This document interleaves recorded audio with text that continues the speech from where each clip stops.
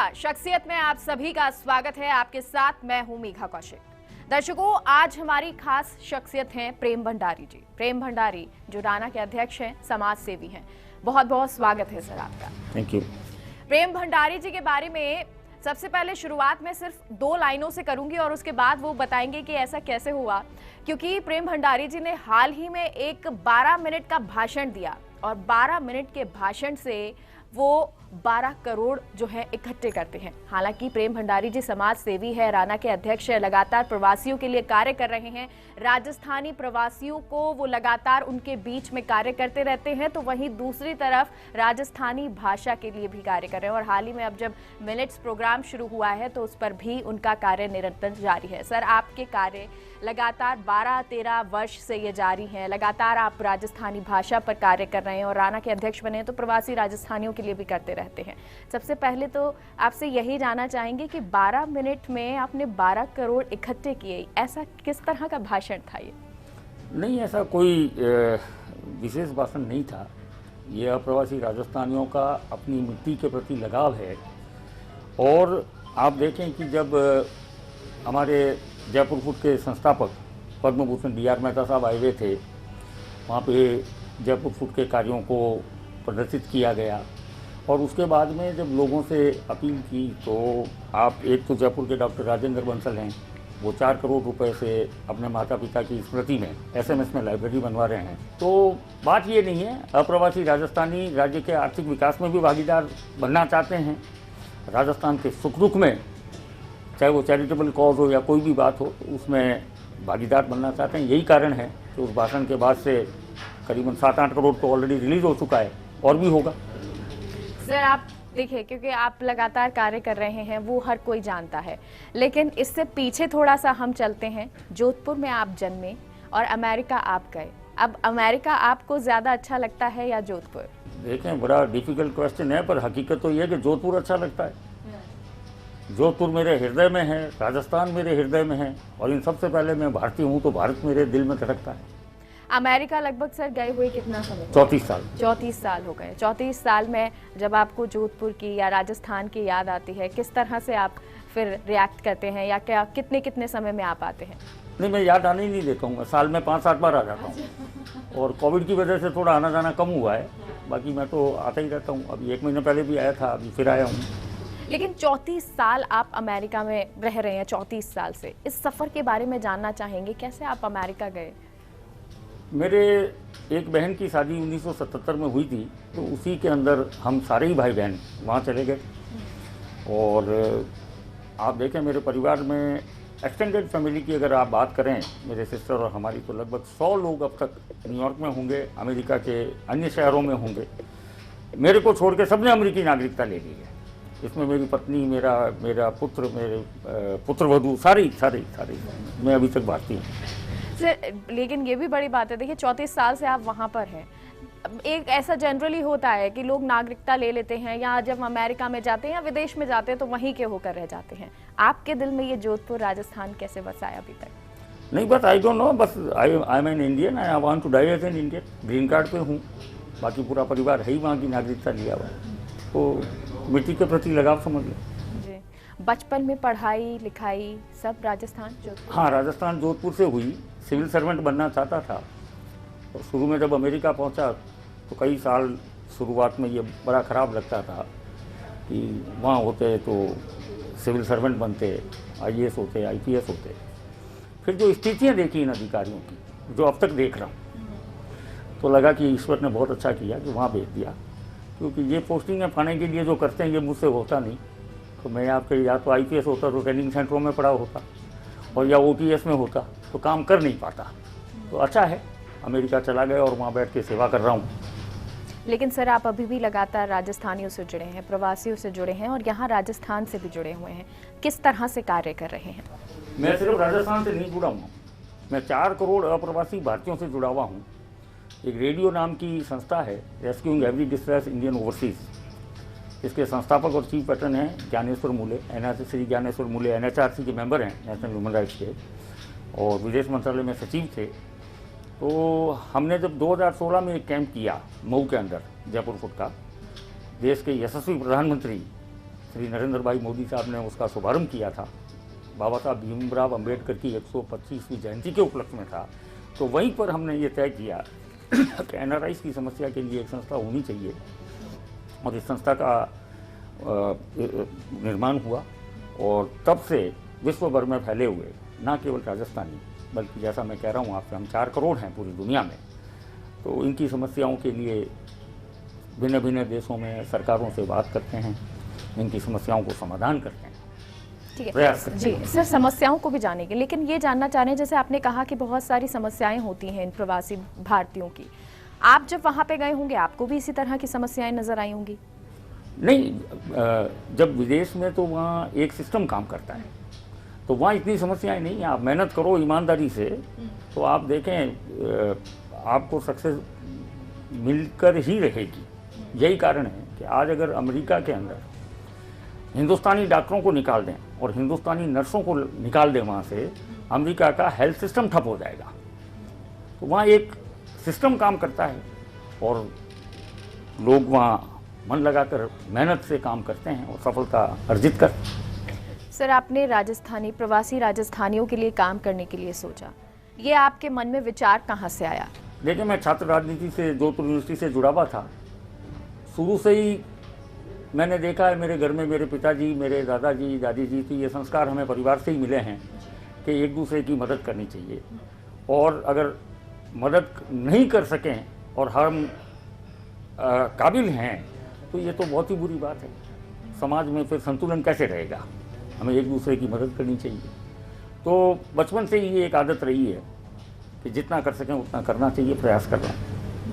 Sir, लगातार आप निरंतर कितने समय से इस पर कार्य कर रहे हैं? मैं तो कॉलेज के दिनों से ही कर रहा हूँ। जी, और लगभग मान लें हम 20 से 30 साल इसको लेकर हो हाँ, चुके हैं? ज़्यादा 20 से ही 30। जी, जी। आपने किस तरह के बहुत सारे उतार चढ़ाव देखे होंगे, जी। किस तरह के उतार चढ़ाव आपको नजर आए? परेशानियां, दिक्कतें भी आई होंगी कभी प्रशासन की हाँ, तरफ से? दिक्कतें आई। मैंने अब जैसे 8-1 साल हुए हैं, मैं शराब को टच ही नहीं करता हूँ। मेरी तो शराब की पार्टियां मशहूर थी। सर, कोई लेकिन किस्सा अगर छोड़ बता दिया सकें? मैंने। जी, कोई किस्सा अगर बता सकें? शराब के मेरे किस्से तो पूरी दुनिया को मालूम है। पार्टियों में बैठते थे, बड़ी लंबी लंबी पार्टियां होती थी सुबह के 3-3 बजे तक, और अच्छा नहीं है उसका नेगेटिव शरीर पे भी, समाज के पॉइंट ऑफ व्यू से भी। तो नशे की आदतें खराब है, चाहे वो कोई भी नशा हो। फिर छोड़ने का विचार कैसे मन में आया? एक दिन बैठे बैठे सोचा कि इसमें इतना पैसा खराब होता है, ध्यान नहीं रहता है, आप क्या बात कर रहे हैं, नहीं कर रहे हैं। आत्मग्लानि हुई। मैं भगवान बुद्ध को भी पढ़ रहा था, अपना दीपक स्वयं बने, काफ़ी चीज़ें मैंने देखी। तो मुझे लगा कि ये अननेसेसरी अपन एक एक्स्ट्रा लगेज लाइफ में लेके चल रहे हैं शराब का, तो मैंने बंद कर दिया। आज भी न्यूयॉर्क में पार्टियां होती है, लोग पीते हैं मेरे यहाँ पे, मैं तो एक बूंद भी नहीं पीता हूँ, हाथ भी नहीं लगाता हूँ। सर, जो युवा आते हैं उनको फिर आप ये समझाते हैं ऐसा कि बिल्कुल नहीं? समझाता हूँ, बिल्कुल समझाता हूँ।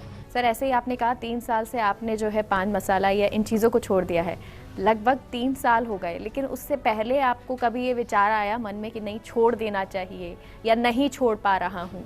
नहीं, छोड़ नहीं पा रहे थे, और मुझे ऐसा लगता था कि नहीं, कोई सपोर्टिंग सिस्टम होना चाहिए, इसमें आप समझे डॉक्टरों की मदद लेनी है, करनी है। तो हुआ ये कि कोविड के अंदर अमेरिका में वो ब्रांड मानकचंद आनी बंद हो गई। दूसरी मुझे पसंद नहीं आ रही थी, तो मैंने तो कोई मेडिकेशन नहीं लिया, कोई विड्रॉल नहीं लिया और छोड़ दिया। यही शराब का हुआ, बस एक दिन विचार किया और छोड़ दिया। परिवार का कितना सहयोग रहा? निश्चित रूप से परिवार का तो सहयोग है, सभी अच्छा फील करते हैं। सर, परिवार के बारे में भी जानना चाहेंगे। एक ही पत्नी है, जैसा कि सबकी हुआ करती है। अमेरिका में डॉक्टर हैं, उन्हें भी एक एलिस मेडल अवार्ड मिला हुआ है, जो अमेरिका के 7 राष्ट्रपतियों को मिला हुआ है। एक पुत्र है, वो 2nd ईयर में रेजिडेंसी कर रहा है मैनहट्टन में। पुत्र वधू भी 2nd ईयर में रेजिडेंसी कर रही हैं। और यूँ तो पूरे राजस्थानी आपके, और पूरे राजस्थानी, पूरे भारतीय, पूरा वासुदेव कुटुंबकम, इसी में विश्वास करता हूँ, और समस्त भारतीय मेरे भाई बहन हैं, और इसलिए उन पर कार्य भी कर रहे हैं। अब लगातार, क्योंकि जैसा कि प्रेम भंडारी जी बता रहे हैं कि उनके परिवार के बारे में बहुत सारी ऐसी आदतें जो युवाओं को छोड़ देनी चाहिए, और उन्होंने एक वक्त पर छोड़ दी हैं। आगे उनके कार्य किस तरह से रहे हैं या किस तरह कार्य कर रहे हैं उसके बारे में भी जानेंगे, लेकिन एक छोटे से ब्रेक के बाद।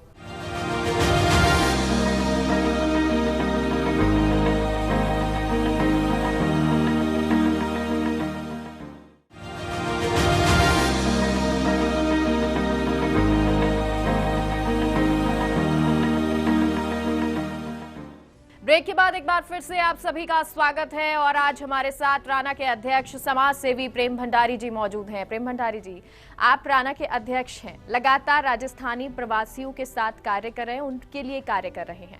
आपका मकसद क्या रहा? देश विश्व गुरु बने। जहाँ तक राजस्थान का प्रश्न है, राज्य के आर्थिक विकास में भागीदार बनना चाहते हैं तो प्रयास कर रहे हैं। आप देखें, अभी शांति धारीवाल साहब हमारे होली कार्यक्रम में आए।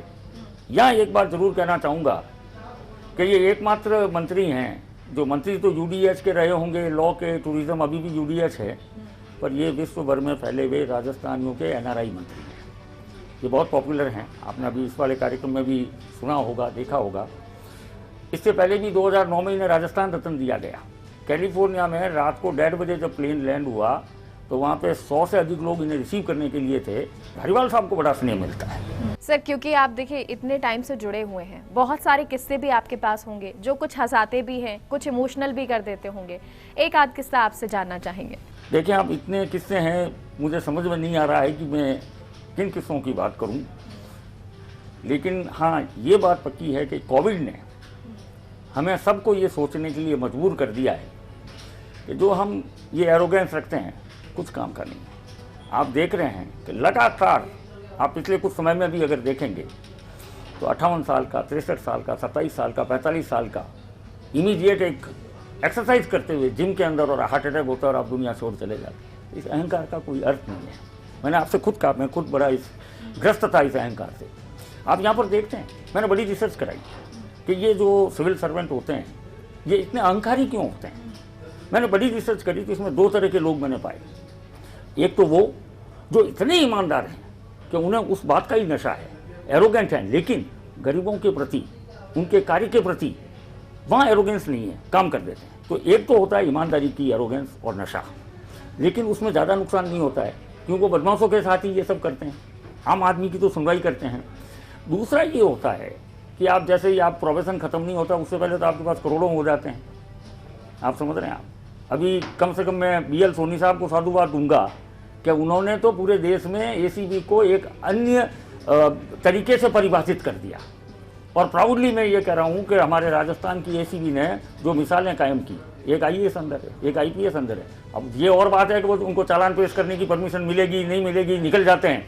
ये और बात है कि ऐसे ऐसे अधिकारी जो भ्रष्टाचारों में पकड़े गए और बाद में उन्हीं को टॉप पोस्टिंग है जो मिलती है। ये मेरा विषय नहीं है क्योंकि मैं न्यूयॉर्क में हूँ 34 साल से, लेकिन ये सोचने का विषय है, ये जनता को सोचने का विषय है। हम ही तो लोग हैं, इन्हीं लोगों को चुन चुन के हम भेजते हैं। होगा, समय बदल रहा है। सर, प्रशासनिक अधिकारियों का जिक्र आपने बहुत ब्रेक से पहले भी किया था और अभी भी आप कर रहे हैं। क्या बहुत सारे काम करने में समस्याएं आती हैं? किस तरह से आप इसको देखते हैं? सिवाय समस्या के और आती क्या है ये बताएं आप। बिना सिफारिश के हमारे यहाँ 2 प्रचलन है, पूरे देश की बात कर रहा हूँ जी। दिल्ली में सुधार हुआ है, वो भी माननीय प्रधानमंत्री जी की वजह से। बाकी आप अगर ये देखें तो एक तो कहने कहलाने की प्रथा है कि अधिकारी को फ़ोन करवा दें 4 लोग से कि भाई ये थोड़ा है, इसको देख लेना। या आप समझ रहे हैं कि क्या करना पड़ेगा जिससे काम हो जाए।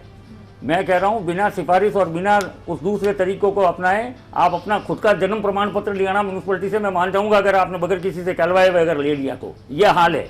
सर, क्योंकि अब आप कह रहे हैं कि मंत्री जी जो हैं उनसे भी आपकी बातचीत होती है, कभी ऐसे शिकायत करने का मौका पड़ा या कभी ऐसा जरूरत पड़ी आपको? करते ही रहते हैं शिकायतें और लड़ते हैं। केवल राजस्थान में क्यों, चाहे बिहार हो, मध्य प्रदेश हो, उत्तराखंड हो, जहाँ जहाँ न्याय दिलाना है पूरी लड़ाई लड़ते हैं और न्याय दिलवा के रहता हूँ। सर, क्योंकि देखिए आप काम लगातार कर रहे हैं, आपने कहा न्यायपालिका जाता हूँ, कभी बातचीत करता रहता हूँ, समाज सेवा करता रहता हूँ। परिवार ने कभी कहा कि अब हमको भी वक्त दीजिए? नहीं, शुरू में था, फिर उनको समझ में आ गया कि इनका मन उसी में लगता है। जैसे आपको अगर ध्यान हो तो आजकल तो अब मेरा काम बिल्कुल ही कम हो गया है या लगभग ख़त्म हो गया है। पहले खाड़ी देशों में ये कबूतरबाज, राजस्थान ही नहीं, राजस्थान, बिहार, केरल, यहाँ से गरीब लोगों को ये कबूतरबाज ठगी करके गल्फ़ में ले जाते थे, वहाँ पासपोर्ट छीन लिए जाते थे, तनख्वाहें नहीं मिलती थी। तो उनके लिए भी काफ़ी लड़ाई लड़ी है मैंने और करीबन 3000 से ज़्यादा लोगों को वतन वापसी कराने में मैं और मेरे मित्र हमने सरकारों से बात की है और उन्हें वापस लाए हैं। पर अभी हालात थोड़े से अच्छे चल रहे हैं, ठीक चल रहे हैं। सर, जयपुर फुट यूएसए से भी आप जुड़े हैं, किस तरह से ये कार्य करते हैं, क्या योगदान रहा है? देखें आप, मेरे पिताजी खुद सिविल सर्वेंट थे, B.R. मेहता साहब के कलीग हैं उस ज़माने से, तो हम सुनते आए थे जयपुर फुट के। तो आज से करीबन लगभग आप समझें कि 20 साल पहले B.R. मेहता साहब न्यूयॉर्क पधारे थे, तो बात हुई, जयपुर फुट से मैं जुड़ने का मेरा मन हुआ, मैं जयपुर फुट से जुड़ा, आज इनका प्रमुख कार्यकर्ता हूँ। देश के प्रधानमंत्री नरेंद्र भाई मोदी साहब का भी आभारी हूँ कि हमारा एकमात्र NGO है भगवान महावीर विकलांग सहायता समिति, जिसे महात्मा गांधी के आदर्श एवं सिद्धांतों को विश्व में दर्शाने के लिए एक प्रोग्राम शुरू किया, इंडिया फॉर ह्यूमैनिटी। उसमें BMVSS को पार्टनर बनाया है। अब तक 22 कैंप इंटरनेशनल हो चुके हैं, जिसका सारा खर्चा भारत सरकार ने दिया है, और पिछले महीने ही 18 और कैंप्स भारत सरकार ने करार किया है BMVSS के साथ। और यहाँ मैं साधुवाद देना चाहूँगा देश के पूर्व विदेश सचिव और G20 के चीफ कोऑर्डिनेटर हर्षवर्धन सिंगला साहब को, जिन्होंने भी हमारा 12 कैंप्स का रिन्यू कॉन्ट्रैक्ट किया था BMVSS का 5 अगस्त 2020 ऐतिहासिक दिन, राम जन्मभूमि के शिलान्यास के दिन। सर, मातृभाषा पे आप काम कर रहे हैं लगातार। मारवाड़ी भाषा, अपनी जो राजस्थानी भाषा है, उसको मान्यता दिलाने के लिए लगातार संघर्षरत हैं, और मेरे ख्याल से 12-13 साल इसको लेकर हो चुके हैं। किस तरह से कार्य कर रहे हैं? आपने जैसे ये मारवाड़ी बोला, यही गलत है। हो क्या रहा है, ये राजस्थानी है। ये किस कारण से राजस्थानी को मान्यता नहीं देने के लिए अड़ंगे लगा रहे हैं? कोई बैठे और मेरे से वाद विवाद कर ले, मैं उन्हें समझा दूंगा, डिबेट कर लें। आप देखिए कि भाषा वैज्ञानिकों का कहना है कि जिस भाषा की जितनी अधिक बोलियां होती है, वो भाषा उतनी ही समृद्ध होती है। मारवाड़ी, हाड़ौती, मेवाड़ी, ये क्या है? ये बोलियां हैं, लेकिन हमें विभाजित करके रखा गया है। मैं कह रहा हूं कि अगर इन बोलियों के लिए जो विरोध कर रहे हैं, तो 25 अगस्त 2003 राजस्थान विधानसभा का आखिरी दिन, आखिरी सत्र, क्या उस दिन भरतपुर वाले MLA नहीं थे? क्या राज्य के अन्य क्षेत्रों से MLA नहीं थे? सर्वसम्मति से प्रस्ताव पारित होकर केंद्र को भेजा गया। उससे पहले न्यूयॉर्क में राणा का सम्मेलन था। मेरा तो दूर दूर तक अता पता नहीं था इस भाषा आंदोलन से। तो उस समय जो तत्कालीन अध्यक्ष थे के मेहता साहब और डॉक्टर शशि साहब पूर्व अध्यक्ष हैं राणा के, इन्होंने ज्ञापन दिया अशोक जी को। अशोक गहलोत साहब का तहे दिल से स्वागत करता हूं, उनकी प्रशंसा करता हूं इस बात की कि 2003 में राजस्थान आके 52वें दिन 25 अगस्त 2003 को मान्यता देने के लिए केंद्र को सर्वसम्मति से प्रस्ताव भेज दिया। उसके बाद क्या? उसके बाद कांग्रेस की, बीजेपी की सरकारें रही है। बीजेपी ने भी अपने घोषणा पत्र में रखा, कांग्रेस भी, और ये सारी पार्टियां भाषा भाषा खिला रही है। पर ये अब समझ नहीं पा रहे हैं। अब रविंदर सिंह भाटी जैसे युवा नेता जाग चुके हैं। अब तो इन्हें राजभाषा बनानी भी पड़ेगी, और केंद्र में 8वीं अनुसूची में मान्यता भी देनी ही पड़ेगी। हम दिला के रहेंगे। सर, आप क्योंकि सांसदों से, जैसा आपने कहा भी, सांसद, विधायक, सबसे आप मंत्रियों से कहते रहते हैं राजभाषा के लिए या 8वीं अनुसूची में जारी करने के लिए, तब क्या रिस्पॉन्स आते हैं? इच्छा शक्ति की कमी के चलते ये नहीं हो रहा है। लेकिन मैं आपके चैनल के माध्यम से 10 करोड़ राजस्थानियों को आश्वस्त करता हूं, युवा शक्ति जाग चुकी है, राजभाषा भी बनेगी, और केंद्र के संविधान की 8वीं अनुसूची में मान्यता भी लेकर हम चुप बैठेंगे। सर, कितना उम्मीद करें, कितना वक्त और लगेगा? क्योंकि राजस्थानी इसको लेकर बड़ी लंबी आस लगाकर बैठे हैं। देखें आप, ये आंदोलन शेरे राजस्थान के प्रथम मुख्यमंत्री जयनारायण जी व्यास के समय का है। समय की गारंटी तो मैं दे नहीं पाऊंगा और दे नहीं सकता हूं।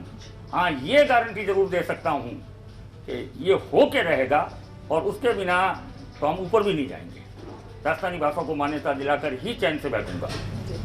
ठीक है सर, अब मिलेट्स पर आते हैं। मिलेट्स पर भी मिलेट्स कार्यक्रम जो है उस पर आप लगातार कार्य कर रहे हैं, उस पर भी जानना चाहेंगे आपसे। मैं मिलेट्स पर जो कार्य कर रहा हूँ, मैं देश के यशस्वी प्रधानमंत्री जी से प्रेरित हुआ।